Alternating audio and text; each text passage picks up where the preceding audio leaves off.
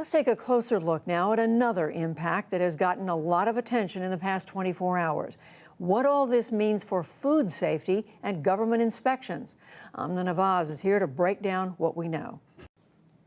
The Food and Drug Administration has announced that it stopped routine food safety inspections in many cases, including checking fruits, vegetables, some seafood, and many other foods. That's a big part of food safety in this country. However, nearly all inspectors at the U.S. Department of Agriculture, which oversees meat and poultry production, are still on the job, working without pay, and overseas inspections continue.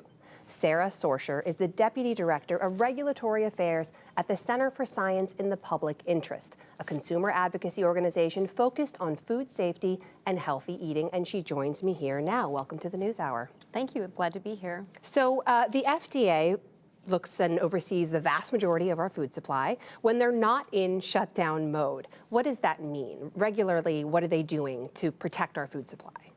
Well, generally speaking, they're out there doing about a little over 8,000 routine, unannounced inspections a year where they're going into facilities that make food and they're looking around for potential food safety issues. They're looking for pests. They're looking to make sure employees are following proper hygiene, that they have a food safety plan in place, and generally trying to identify the kinds of issues that are going to cause foodborne illness before they actually lead to complaints and illness by consumers. So in shutdown mode, what's changed?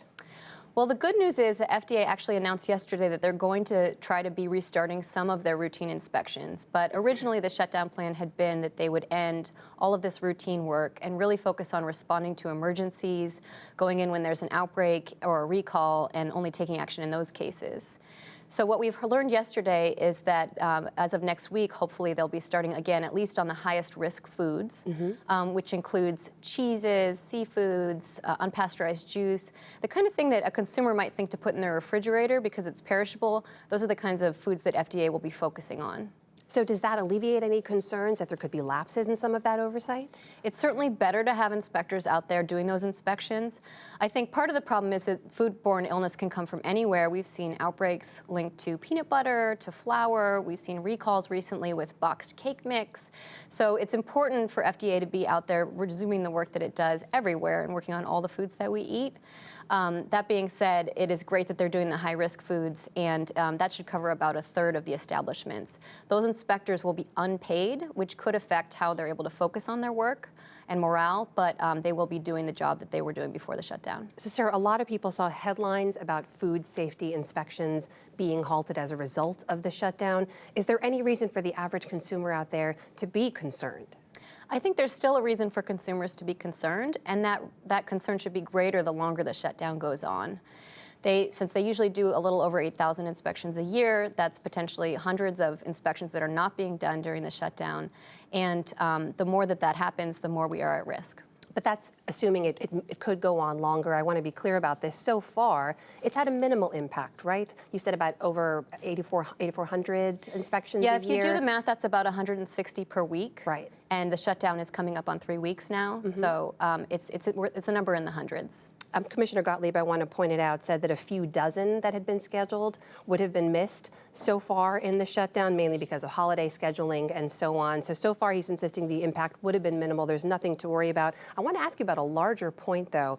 Politico's senior food and agriculture reporter was talking about this earlier. She's been covering the industry for years.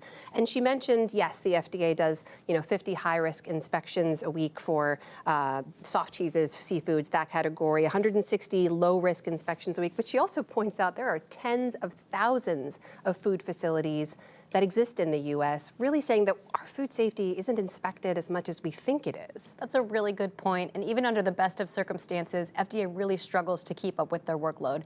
They regulate 80% of our food supply, and they have very few resources to do that work. And one of the things that they have been doing, at least before the shutdown, was working to implement the Food Safety Modernization Act and really improve the rules on our food system. And unfortunately, a lot of that planning work to make things better for consumers is stalled because of the shutdown as well. So far we can say safely it's had a minimal impact, the shutdown at least, when it comes to our food safety. You mentioned the longer it goes on, there is a concern. Very briefly, what are those concerns? Yeah, I think the fact that the shutdown started over the holidays means that a lot of inspections wouldn't have been done in any case.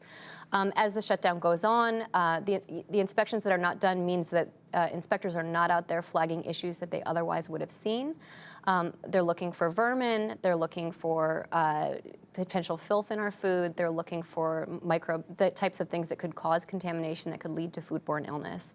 And so we should all be thinking more about our food supply under the shutdown, and we should be actively working to get our public officials to come to a solution so we can get those inspectors back there on the job and paid for their work. Nothing to be concerned about immediately, though. I want to be clear about that. We don't think that consumers should change any of their practices with respect to food. You shouldn't be switching the foods you eat.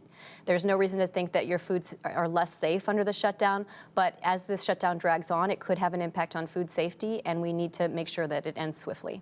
Sarah Sorsher of the Center for Science in the Public Interest. Thank you for being here. Thank you for inviting me.